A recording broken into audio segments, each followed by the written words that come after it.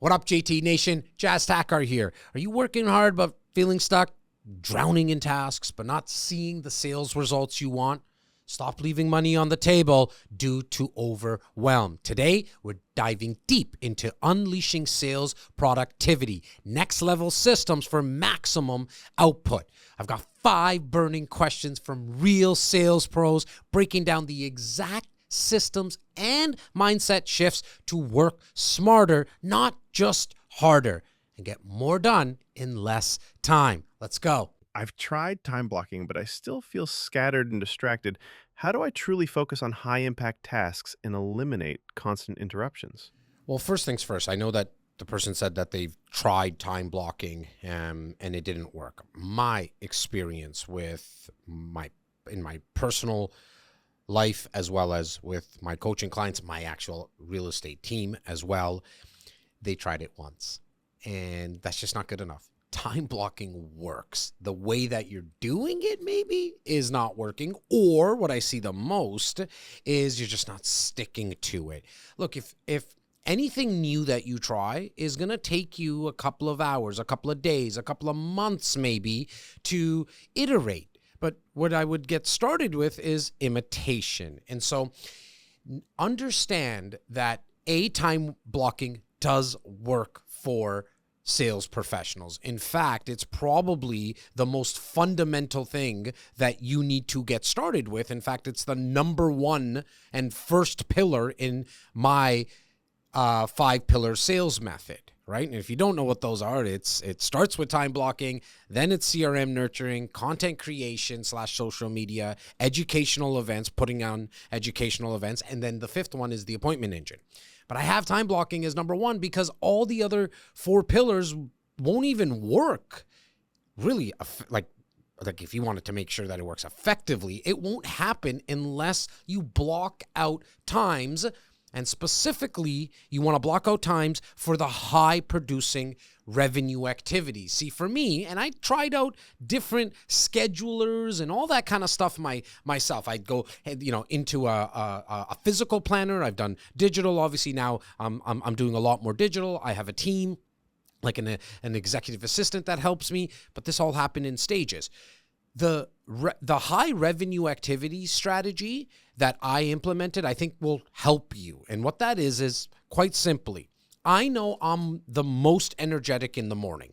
And so I know that I need to eat that frog, so to speak, in the morning. Like, nobody's going to want to eat a frog. Like, most people wouldn't want to eat a frog, but if you had to, you might as well get it done first thing in the morning. So from a business perspective, in your sales business, what you want to do is do the hard thing. For most people, the hard thing is prospecting, lead generation, content creation.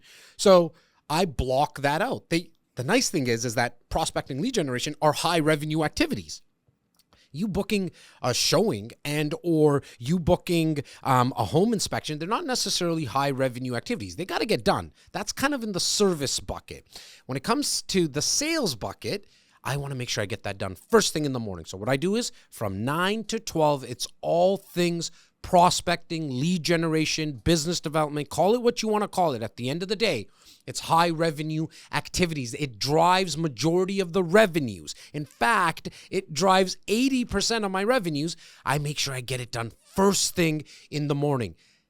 Afternoon and evenings is for servicing, doing the showings if you're a real estate agent. If you're an insurance broker, actually writing the policies, sending the policies out for signature. All that stuff needs to be done in the afternoon. It's important. Also, even just taking appointments. I like to book appointments in the morning, take appointments in the afternoon and the evening. Now, if I don't have appointments or I don't have a client to service in the afternoon, evening, I'm not doing anything from a personal perspective, well, then that's the time that you need to go out and generate more business, right? So it's quite simple. High revenue activities in the morning / sales activities, service activities in the afternoon and evening. Here is the action step. Do it in 90-minute chunks. Make it simple for yourself. What you want to do is, as you schedule your high revenue activities in the morning, just do 90 minutes at a time, take a break, 10 minutes. But in that time, it has to be like no distractions. Shut off all notifications for social media. Don't have any incoming calls come in. Look, when's the last time that you ever had like a 911 emergency happen in your life? I know we think that it might happen, but it very rarely does happen. And so you can put your phone on do not disturb. Put it on flight mode, right? Obviously, if you're making phone calls outbound from a prospecting perspective, you can put on a do not disturb from an incoming perspective and just keep going outbound. If you're shooting content, that's the time. No notifications for social media. Shoot the content and then post the content. So do it in 90-minute blocks. True productivity isn't about more hours. It's about dedicated, deep work where you eliminate distractions and focus on what truly moves the needle. What's the next question, Wei? My to-do list is endless and I'm drowning in admin. What's the fastest way to delegate or automate non-selling tasks without dropping the ball? Yeah, this is very important, right? Because what you want to do is you want to ensure that you free up as much time as possible for you as a sales professional to sell more.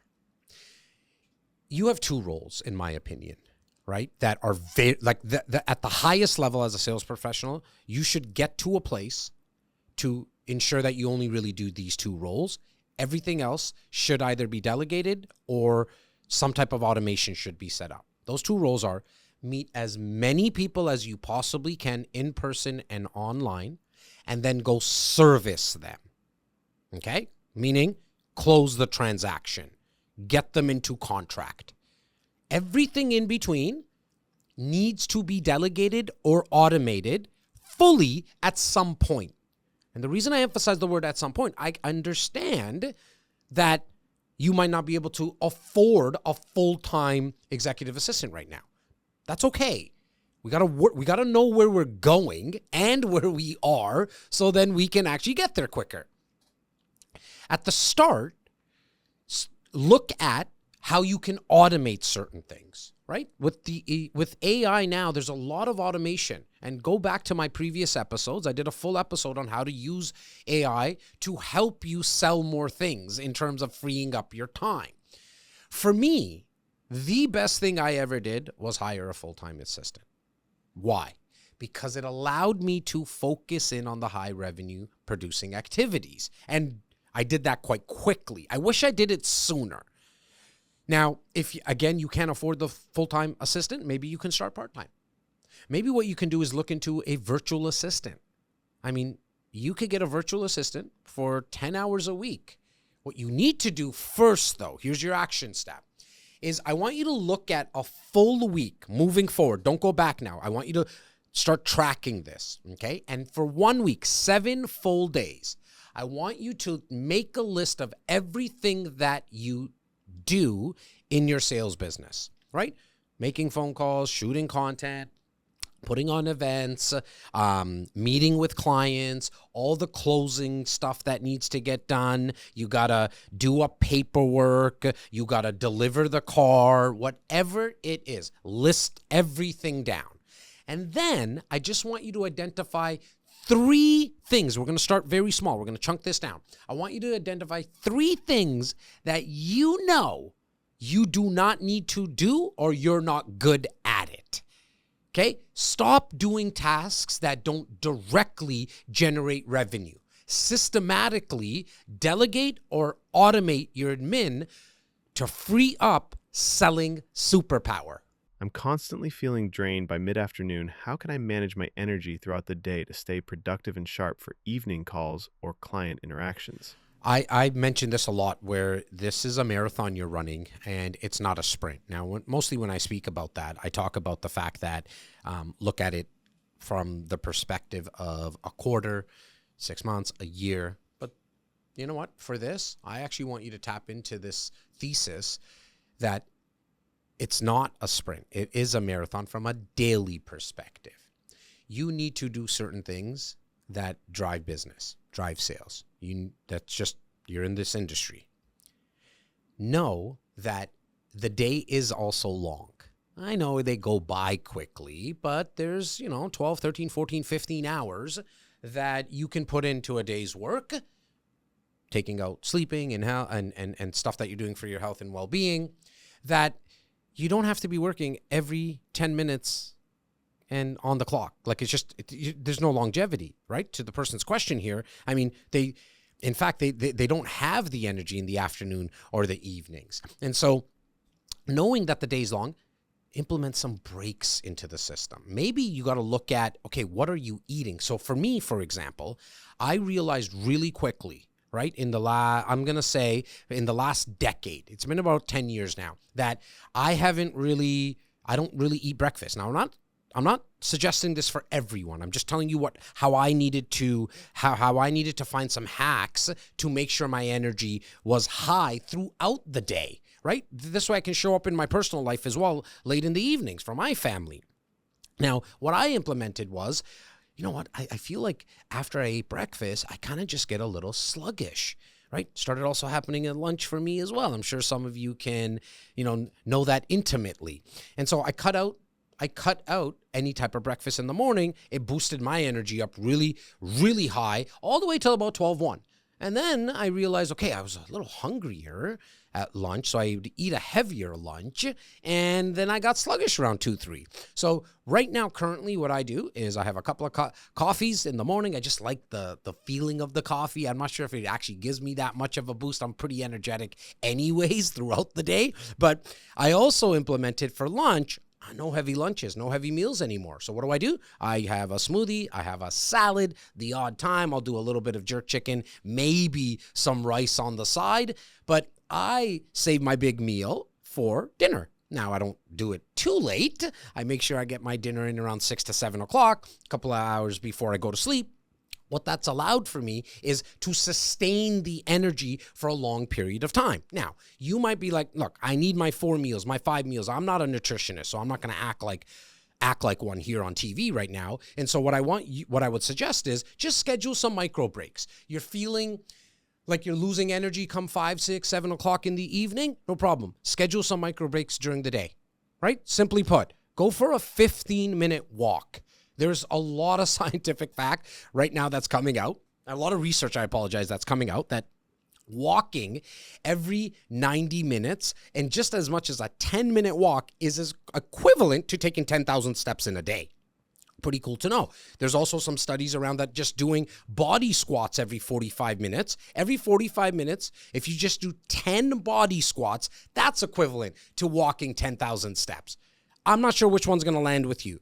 The one thing that you need to do, though, is to schedule some micro breaks in the day. And if that micro break, when you just feel like, oh, there's not a lot of tension and a lot of pressure, includes a walk, or maybe it's just like quickly scrolling social media for whatever reason. Maybe it's quickly watching a video, putting on a podcast.